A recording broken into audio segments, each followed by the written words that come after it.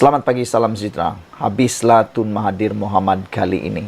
Disangka beliau telah menang, disangka beliau telah tenang, disangka beliau boleh berehat daripada masalah demi masalah, tetapi kerana perbuatan beliau yang tidak pandai dengar cakap, dinasihatkan oleh netizen, dinasihatkan oleh berjuta-juta rakyat Malaysia, supaya berehatlah, supaya jangan lagi mengikuti kancah politik yang sangat sukar ini.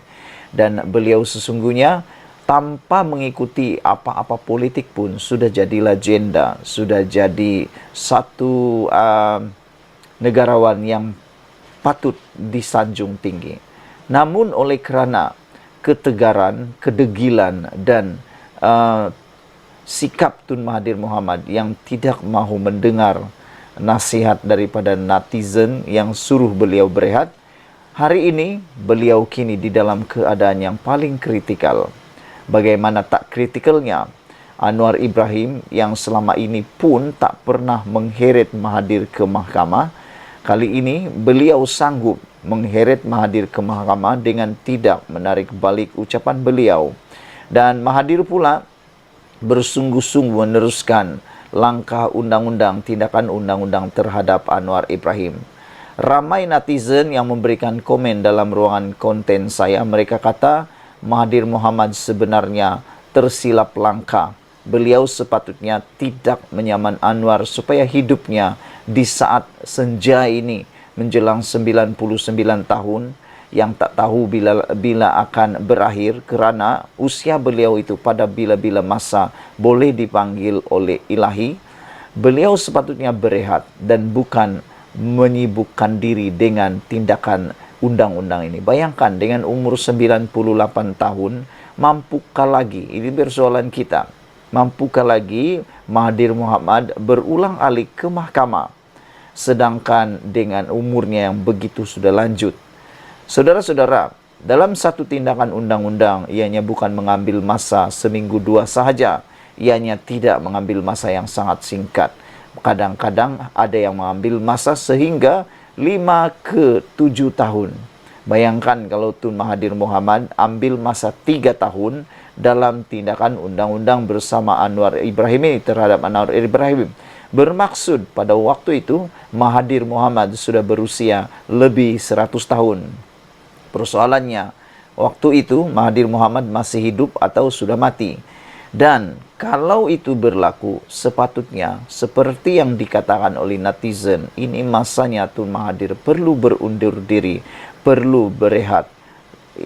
Tetapi tindakan Tun Mahathir Mohamad untuk terus mengambil tindakan undang-undang terhadap Anwar Ibrahim telah menjerat diri beliau sendiri ke kancah yang lebih serius lagi. Itu sebabnya saya suka mengatakan bahawa Tun Mahathir Mohamad kini dalam keadaan yang amat kritikal dalam kehidupannya. Tiada rehat dan tiada masa untuk beliau cuba mencari ketenangan. Dengan kata yang selalu netizen kata sekarang, Mahathir sepatutnya healing sekarang ini.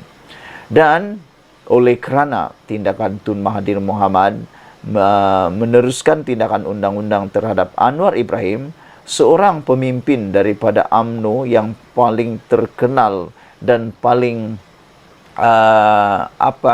lantang bersuara sekarang ini menentang kepimpinan Tun Mahathir ialah Puad Zarkasi. Beliau mengatakan, dedah sahaja penyelewengan Dr. Mahathir, kata Puad kepada Perdana Menteri. Ini yang saya kata tadi.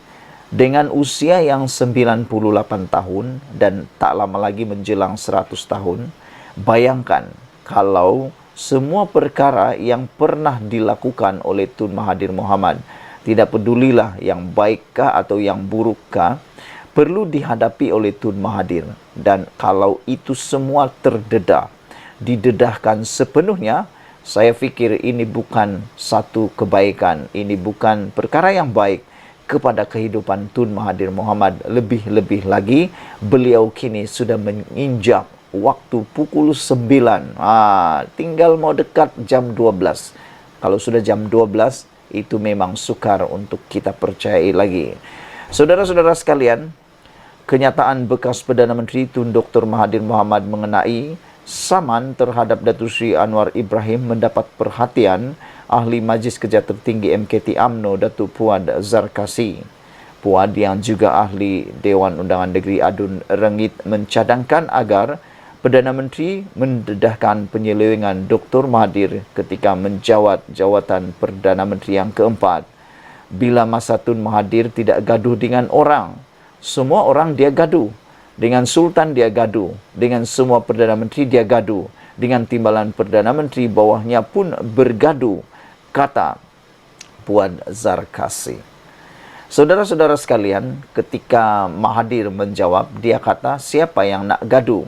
Dia merujuk kepada Anwar Ibrahim dan mengatakan Anwar Ibrahim yang mau bergaduh dengan beliau. Ini menimbulkan kepelikan tanda tanya besar dalam pemikiran benak fikiran kita.